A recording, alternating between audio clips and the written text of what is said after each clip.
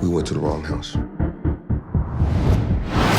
And now these people are looking for us. Let's go! Let's go! You took our money and dope. Now I have to kill everybody you know. Brian, welcome to the Awards Tour podcast, sir. Oh, it is a pleasure and an honor at the same time. It's great. So I've obviously seen you both physically, socially. We did a Q&A for your new Apple TV Plus show, Dope Thief. But we haven't done this whole thing post your Oscar nomination.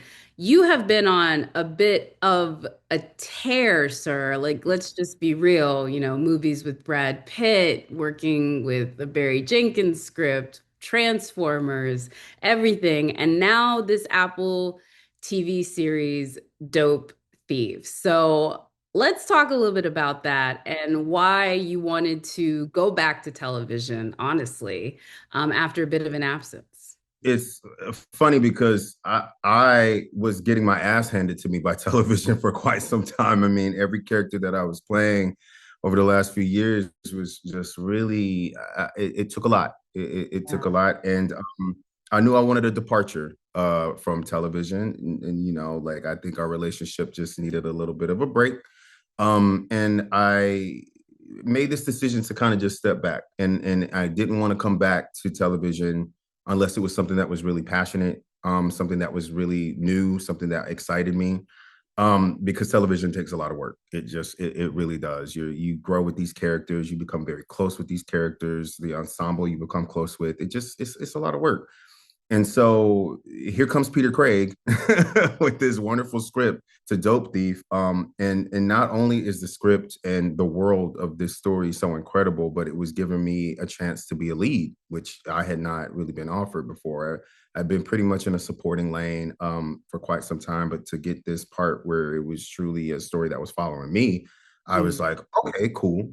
Then he's also like, well, Ridley Scott is also attached to direct the first episode. I'm like, okay. I was like, what else can you do to sweeten the pot? I was like, I'm already kind of like already in this double dutch, but what else? And they wanted me to executive produce. And that to me was just, I can't even explain to you.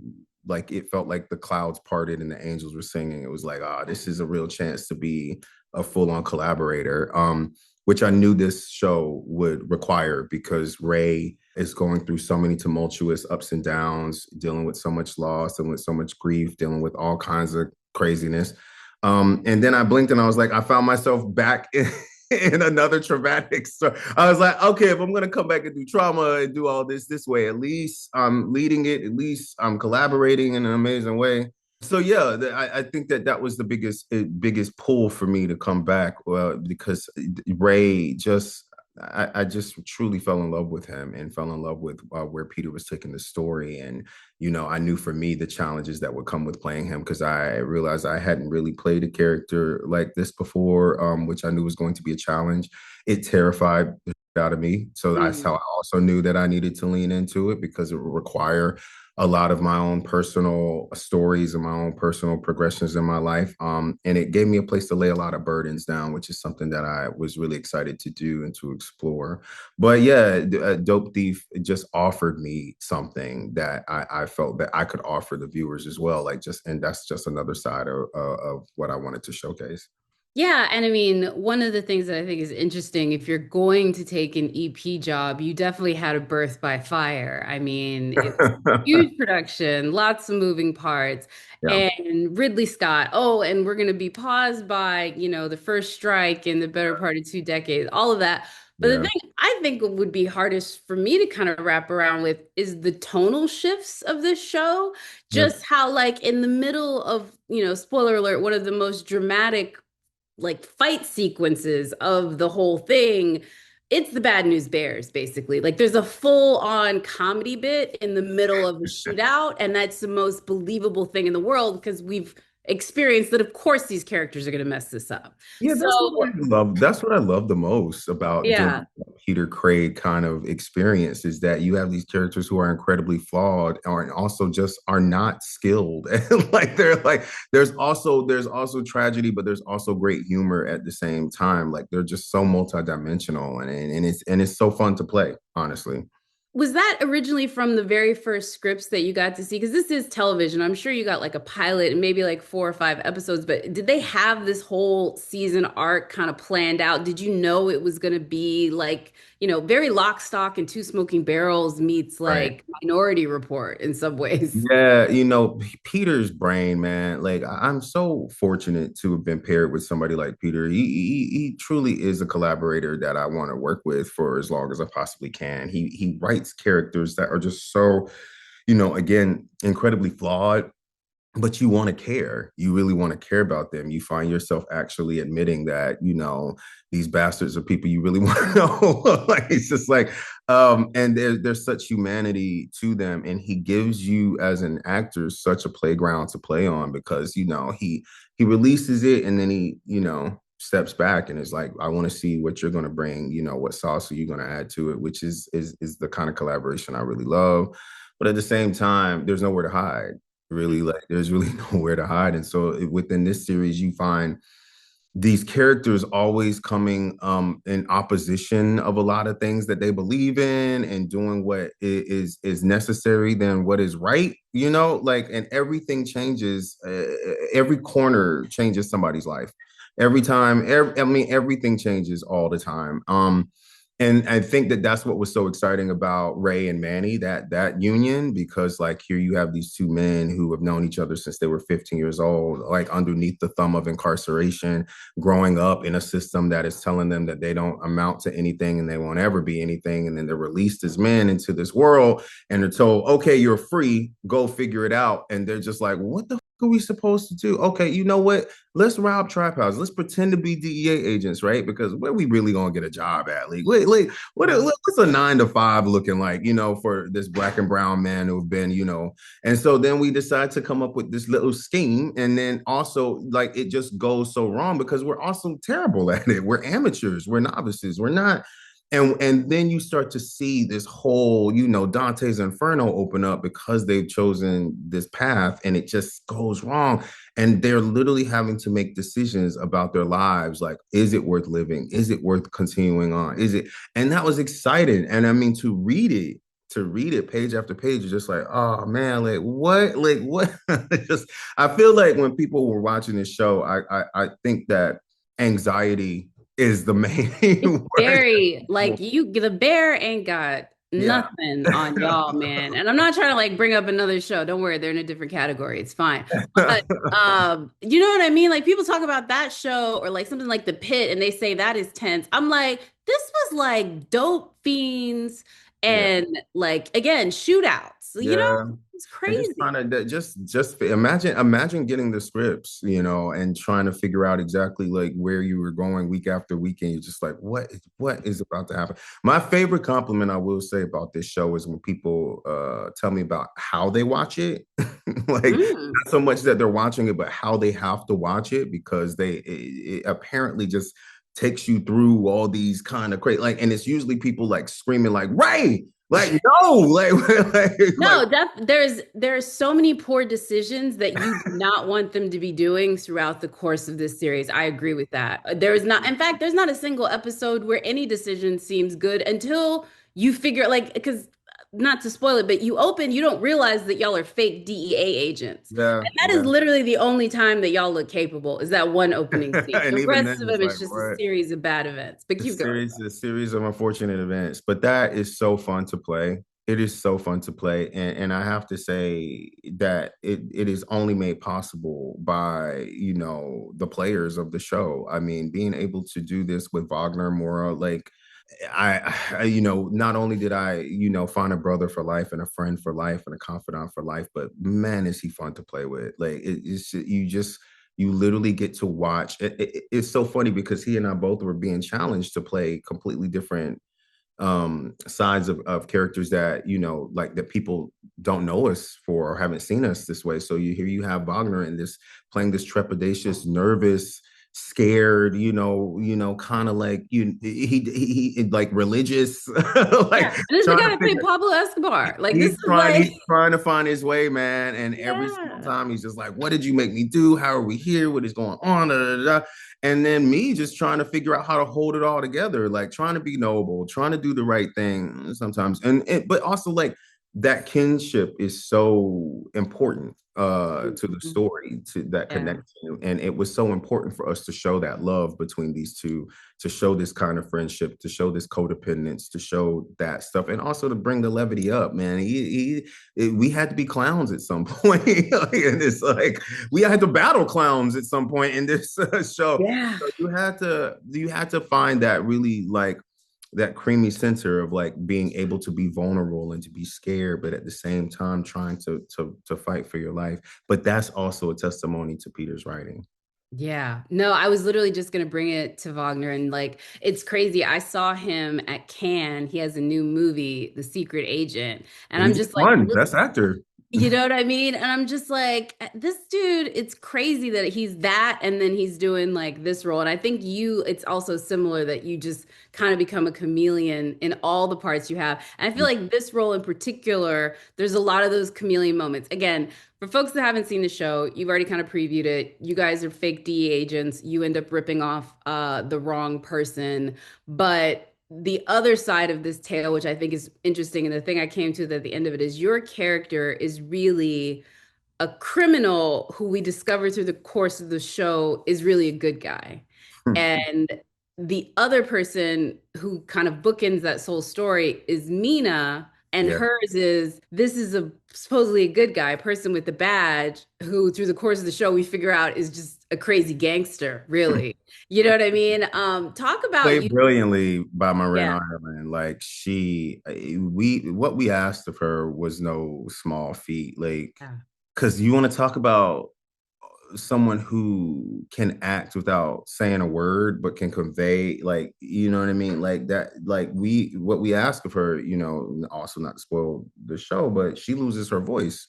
So like the first half of the series, you're watching this woman trying to regain speech, like trying to figure out, and all she wants to do, like you can tell she's a hard ass, and so most of the time she's, you can tell that she wants to just like, but she can't talk. So you're watching Marin do this amazing work of trying to find her voice throughout this series while also making sure that she's bringing down the people who caused this to her and took away something very important from her in her life.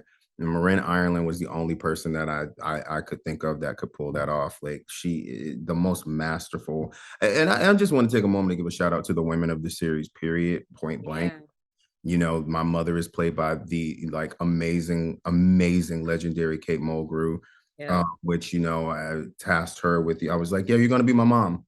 like, you're my mom, and that's just what it is. And then And you get Ving Rhames for your dad too. yeah, Bing Rames is Yeah. my dad, and Nesta Cooper, who plays the wonderful lawyer Michelle, and also love interest, and you've got Liz Cadibel, who so everyone, it was one of the best ensembles I'd ever had the luxury of being a part of. But every single character is going through this kind of existential crisis of doing what's right, and trying to figure out what's right, and how to make the wrongs right.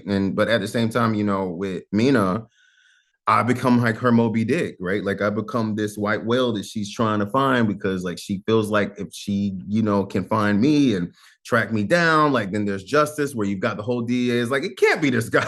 Like it's not this guy. And she's like, no, it's definitely this guy. So it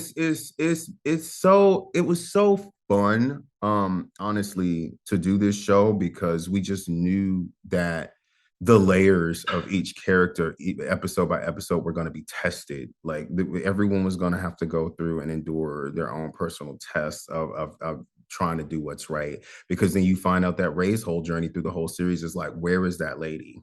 Like there's a lady that wasn't supposed to be there. Like, and then and you're watching everybody in this series deal with their own like hauntings of things and decisions that they've made, which makes them even more human, because it's real easy to think that they're criminals and they could get by and they're shooting this and doing that. No, everyone's moral compass is completely spinning out of control because they want to do what's right.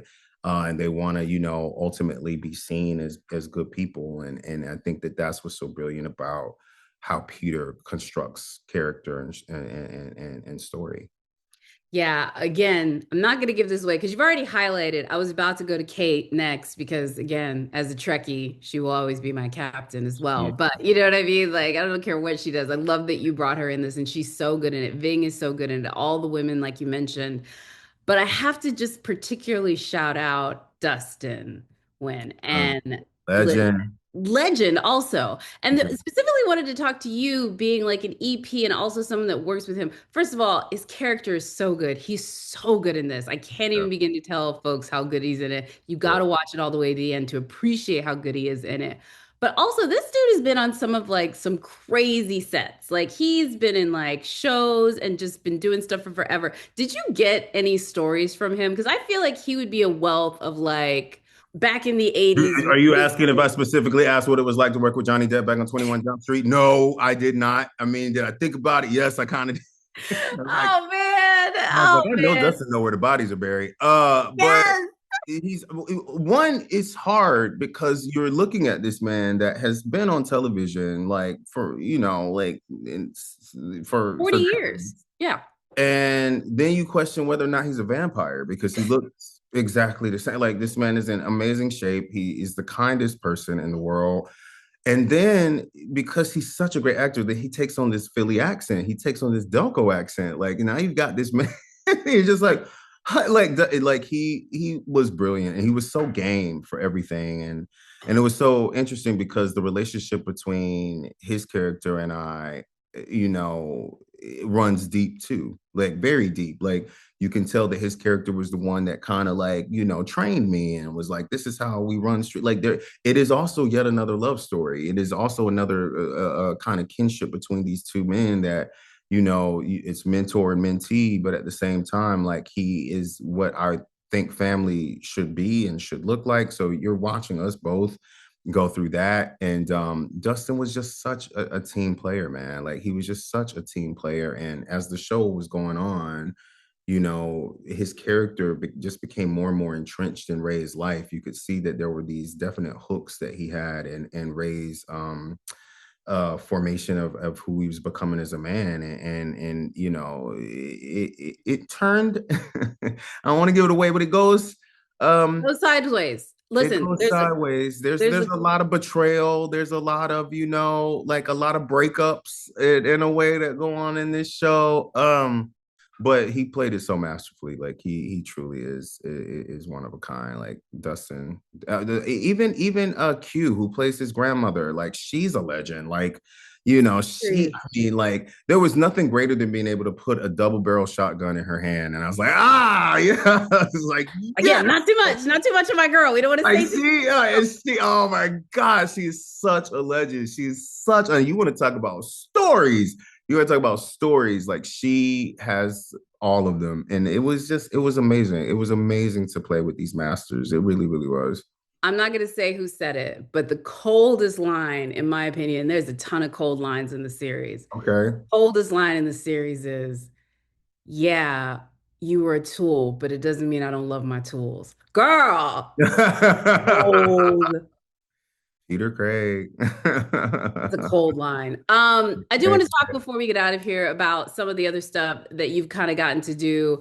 I think you've been in two really incredible movies that were very well received. They did well they did well. Everyone was happy with them. But I think you on the press run for both of these movies was more impactful than anything else I will ever understand and see. Do tell. What are these? You and Aaron Taylor Johnson in Bullet Train, and you and Chris Hemsworth on Transformers. It was hilarious watching you with these two dudes. Just because I feel like you just gave them a different thing that they just don't normally do. It was the best thing watching it. I would love if you could tell me. One of my favorite things to do with you know, like Aaron. I mean, I could go on and on and on about Aaron because not only is he just a skilled like just tuned in actor, but man, is he the most lovable person in the world. Like, I mean, immediately when we met on Bullet Train, we read it and I was like, oh, so we're brothers.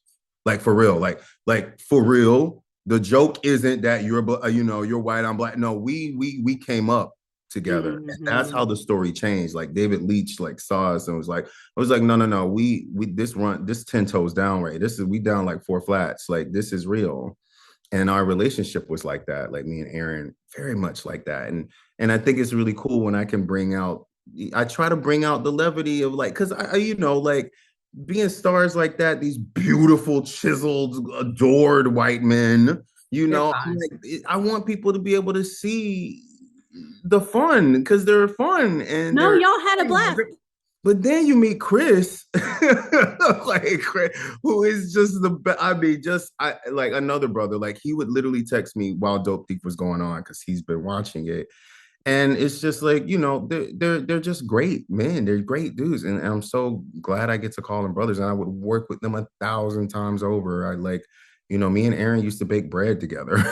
like it's like. So it's like I'm so fortunate. That is something that I really do love about what I do, is that I actually become in kinship with these people. Like they really do become family to me, and it becomes fun because press tours it's a lot. But I think that's where you get to see the real, you get to see the fun, you get to see, it doesn't have to be so. And so like the two of them, I mean, I love them. I talk to them, like I love them. And they're also just damn good. They're really damn good at what they do. I wish I had their abs, but that's not my gospel. You know what I'm saying? But like at the end of the day, they are absolutely talented and beautifully wonderful men, and so they bring that up out of me too. They elevate me at the same time. So it's cool. It's cool. It still is weird. I'm just like, what? What it's like. These are my friends. These are my family, and that's what I really love about what I do is the development of family that I get to create, and the people I get to adopt and who adopt me. It's the same with Kate. Like I only call her Ma. Like I have her in my phone as Ma, and she will only let me call her Ma. And it's real. Like she means the world to me. And so she's adopted me, and I've adopted her. And there are also people I admire at the same time. So, and they've inspired me. And it's so nice to hear them say that I inspired them at the same time, because it's easy to look at them in their career and be like, they already know it, they got it. But like to feel that push and pull of like inspiration and care is wonderful. Like it's such a blessing. One of the things I've heard you talk about is how you really want to keep trying to like defy expectations with your career. And I think you've definitely done that. I've already kind of talked about it. If we just Thanks. sample the roles we've talked about here, you've done that.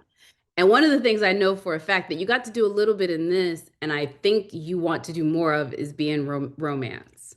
Yeah.